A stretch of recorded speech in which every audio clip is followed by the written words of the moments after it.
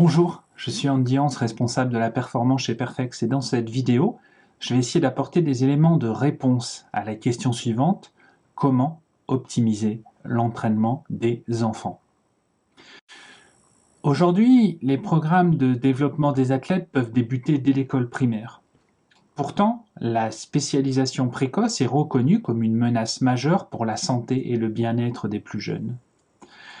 La question de l'entraînement des enfants sépare depuis toujours les adeptes de la spécificité des adeptes de la généralité.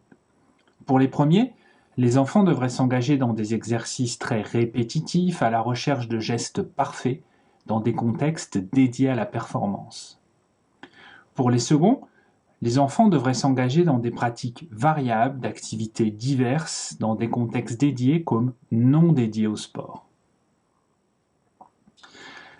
Les pédagogies contemporaines insistent sur l'importance d'infuser, et non pas d'alterner, la spécificité et la généralité selon des modèles athlétiques de développement non linéaires. Autrement dit, elles préconisent de satisfaire les besoins de chaque enfant, qu'il s'agisse d'une pratique compétitive ou d'une pratique loisir. Elle préconise d'envisager chaque enfant selon son âge biologique plutôt que son âge chronologique.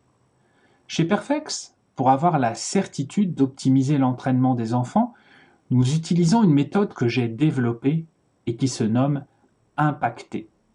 Aujourd'hui, pour la première fois, je vais partager cette méthode avec vous.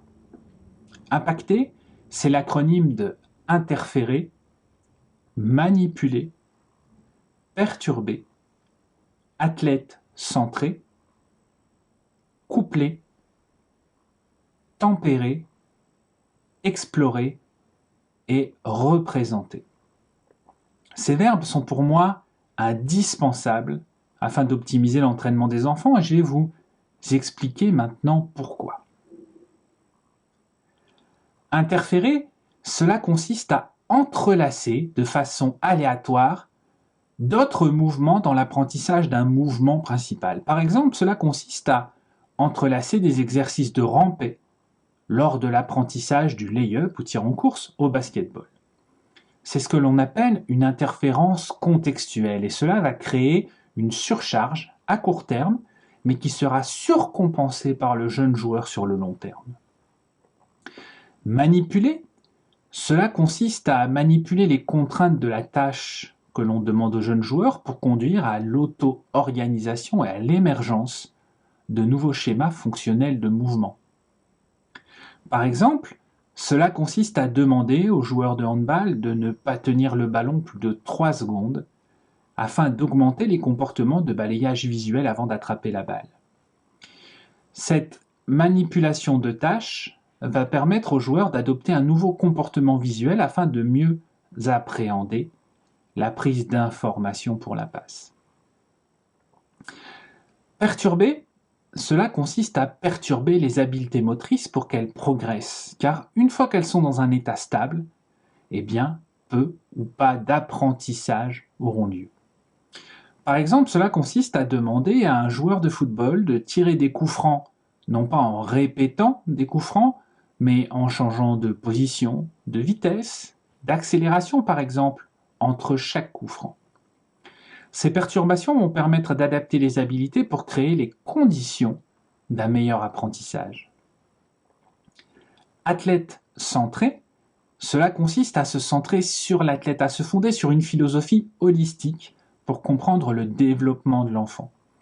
Si le corps est sous-développé par exemple, il posera des contraintes sur le mental et inversement. Par exemple, cela consiste à changer la taille des buts pour permettre à un gardien au football d'adapter ses attentions. Cette centration sur le jeune athlète est indispensable pour le conduire vers son potentiel maximum. Coupler, cela consiste à coupler la perception et l'action. Autrement dit, le mouvement doit être réalisé dans son intégralité et dans son contexte plutôt que d'être découpé et ou réalisé hors contexte. Par exemple, cela consiste à travailler les appuis d'un joueur en interaction avec un autre joueur, plutôt que par le biais d'une échelle de rythme. Le couplage est fondamental, notamment dans les sports d'opposition. Tempérer, cela consiste à tempérer la recherche de résultats immédiats, la vision à court terme, la volonté de vouloir devenir le champion U9 ou le champion U11 par exemple, pour privilégier le long terme. Par exemple, cela consiste chez les plus jeunes à rechercher d'abord les aspects fun du mouvement, avant de vouloir construire un athlète. Chez les un peu moins jeunes, cela consiste à vouloir construire un bon mouvement, avant de vouloir construire un athlète. Chez les enfants plus âgés, cela consiste à vouloir devenir un athlète avant de se spécialiser dans une activité. Ce modèle d'acquisition des compétences doit être impulsé par l'entraîneur. Explorer, eh bien cela consiste à accompagner l'enfant dans la résolution de problèmes, à l'autoriser à être en erreur afin qu'il explore son environnement et ses tâches. Par exemple, cela consiste pour l'entraîneur à guider les enfants vers les caractéristiques environnementales importantes qui les aideront à adapter le mouvement à l'environnement sans lui dire quoi faire. Laisser les enfants explorer, cela revient à les guider sans les enfermer dans des prescriptions. Représenter, cela consiste à ne jamais omettre le but de l'entraînement, qui est le transfert de compétences entre l'environnement de pratique et l'environnement de performance. Tout doit être échantillonné par rapport à la compétition. Vous allez me dire que représenter finalement c'est l'opposé de tout ce que je viens de dire juste avant, mais pas du tout. Par exemple, ne pas pouvoir courir avec la balle en dehors des limites du terrain, eh bien c'est représentatif pour les sports collectifs d'invasion. Les enfants doivent découvrir cet aspect en laissant émerger des solutions pour ne pas avoir à sortir du terrain. L'apprentissage représentatif est indispensable pour soutenir le transfert des compétences. Voilà, avec ma méthode impactée que nous avons développée chez Perfex, j'ai essayé de vous apporter quelques éléments de réponse à la question « Comment optimiser l'entraînement des enfants ?» N'hésitez pas à suivre notre page, à laisser un pouce bleu sous cette vidéo, ce n'est que le début.